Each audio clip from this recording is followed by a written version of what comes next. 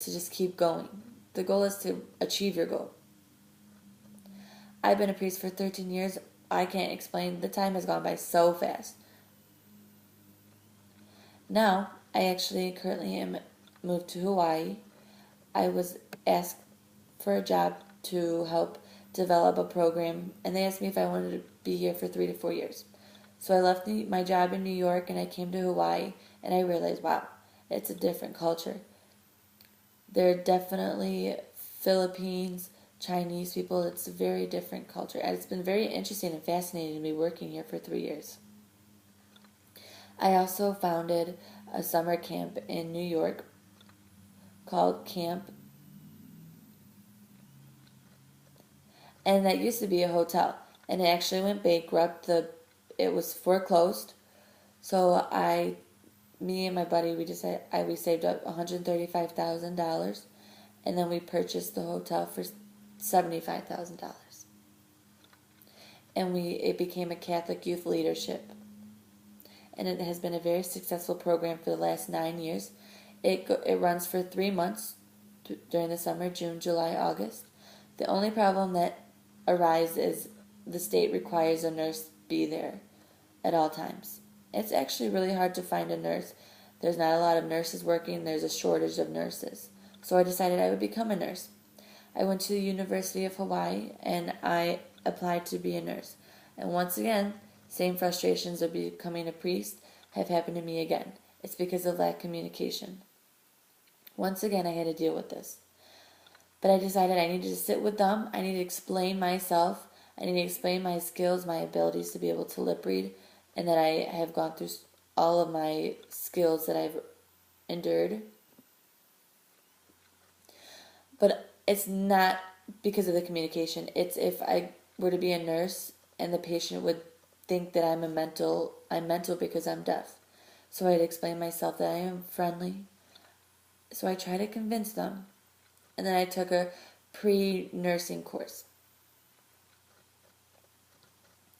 And once I took that class, they finally accepted me into the program. I started 2 months ago. It is very difficult.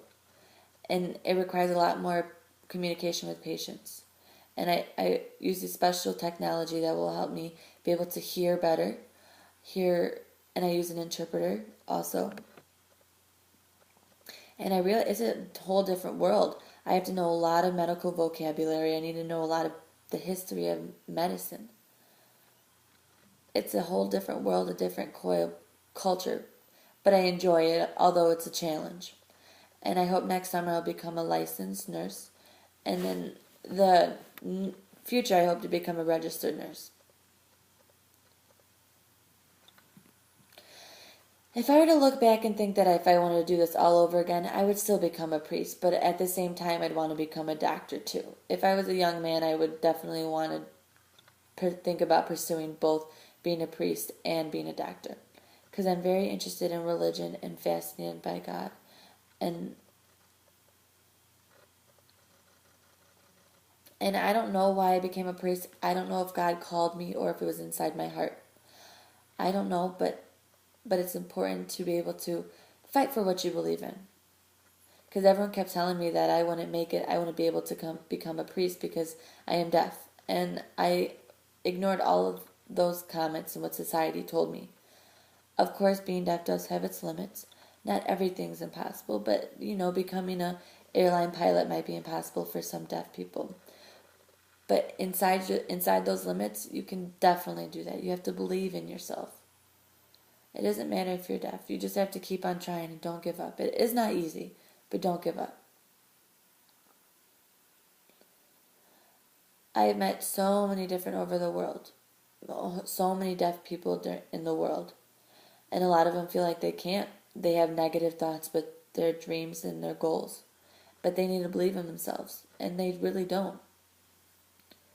They think they're worthless, incompetent. They don't think they can do what they want to. But I don't want them to be able to think like that. Jesus was able to heal people in the gospel. He used a very important word called infia. God saw someone who was blind and he cured them. God saw someone who was crippled, and he cured them. He became them health. He got them to become healthy. Jesus never cured people who were deaf.